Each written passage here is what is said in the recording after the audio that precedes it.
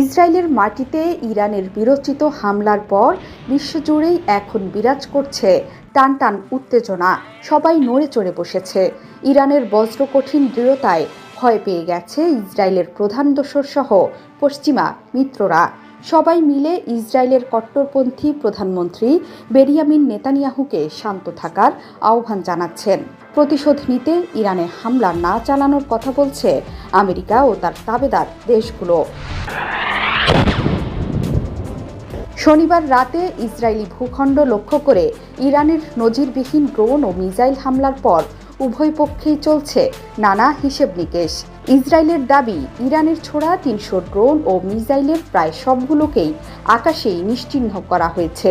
অন্যদিকে ইরানের দাবি, হামলায় তাদের সবগুলো লক্ষ্যই পূরণ হয়েছে। এর মধ্যে সবচেয়ে বড় হলো ইসরায়েলের প্রতিরক্ষা